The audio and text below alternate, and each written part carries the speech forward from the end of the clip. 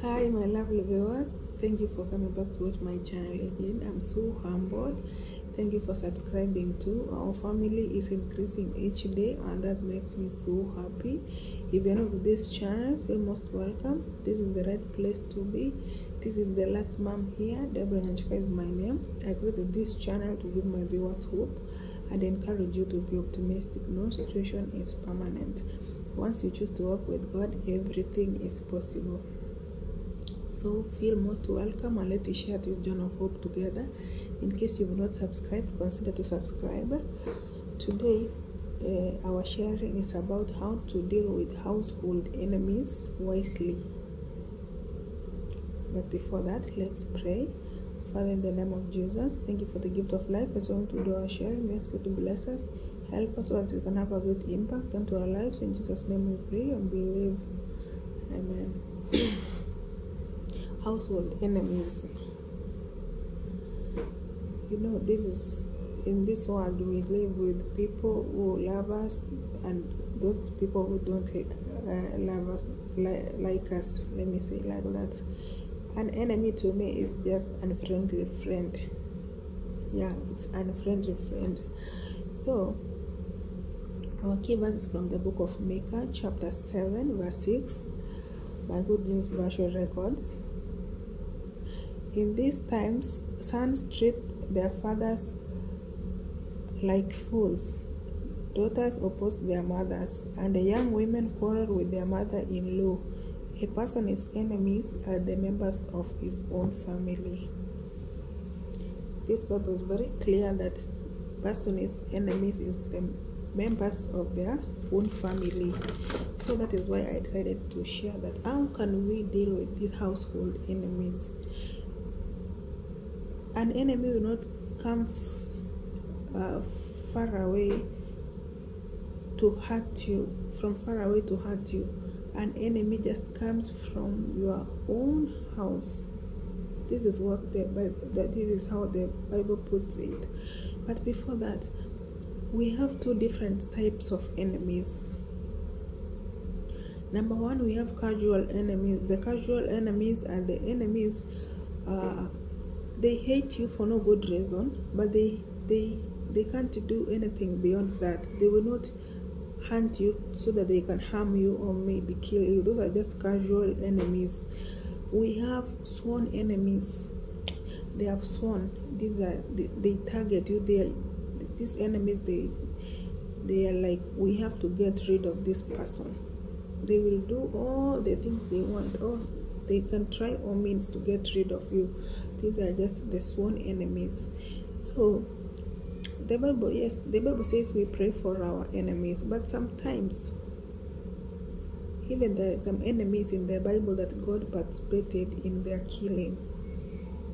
So sometimes we need to kill these people with prayer, with our prayers, because we already have the Spirit in us. So how are we going to deal with these household enemies?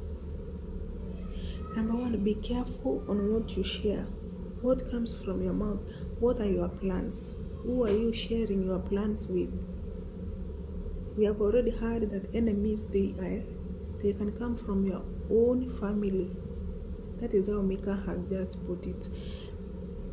So what you share from your mouth to people, that you share your plans, but at the end they fail. Maybe you shared them with sworn enemies. Sworn enemies who say that you will never go far, you will not do anything as much as you are alive. Those sworn enemies can be witches. I understand that many Christians don't believe that the witches exist. In African communities, there are witches.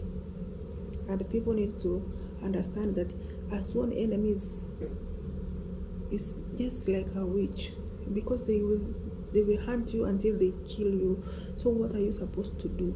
What kind of information are you revealing to people? You want to travel, yes, but now you are sharing with the wrong person. They will make sure maybe you've not even reached to where you want to travel to. They will hinder your journey. You will not reach where you are going simply because of the information you shared. Sometimes it's good to keep quiet when you are carrying out your progress, because it might be hindered by sworn enemies. So that is one way. You need to be careful on your personal information. Don't share it with people. Just do it. Let them see the results. Don't talk without doing. Don't share your information before you are done with it. Just do it. Let them see the results instead of sharing to the wrong people. You may do not know who is your enemy. So if you want to make plans, share with God. He will guide you. Point number 2, be prayerful. If you want to get to defeat your enemy, you need to be prayerful. Even if you are now with these friends and friendly friends, these are enemies. When you are praying, mention to God, tell them to God. Even if there is any witch here or anybody, an enemy here who is planning evil against my destiny, I just burn it with the Holy Spirit, break them down, hinder them from progressing. If your enemies are present there, they will get terrified. You know, the prayers are very powerful. You can pray even for maybe robbers, especially night prayers. You are praying, mention even the robbers outside. God deliver them, give them something that they can make them comfortable and leave other people to live a good life. A true story. There is a lady who was a manager, and now she was a God-fearing lady. But one night when she was praying, she just remembered the robbers. For sure there were robbers who wanted to rob her that day, that night. She just prayed and said, God, I pray for the robbers. You can deliver them, provide them with their daily needs so that they can be comfortable with their life. Trust me not. That prayer changed the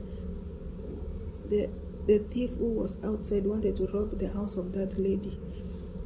In the morning, when she was taking breakfast, somebody knocked at the door and confessed and told, you know what, madam, yesterday I wanted to rob here in your house, but because of your prayers, I am now a changed person. As we speak right now, that manager tried to secure a job for this gentleman, and they are now great friends. This was just, it was just a neighbor, but because maybe he was not satisfied with his life, wanted to get something by force from this madam, but because of prayer, it changed the situation. So you need to be prayerful. Number 3, you need to be born again. This one I don't need to emphasize so much. Be born again is not going to church only. It is not only reading the Bible. No. Make your personal relationship with Jesus Christ be strong. Because the moment you are being born again, maybe you are baptized, and now you decided you have chosen the life of Jesus Christ, you're not going to be tempted that, you know what, even if these witches exist or these enemies, I want to go to the witch doctors. You will not have that idea in your mind because you are already born again. Now what you need to do, have the personal relationship with your Jesus Christ. Make it strong. Tell God all your problems. He's going to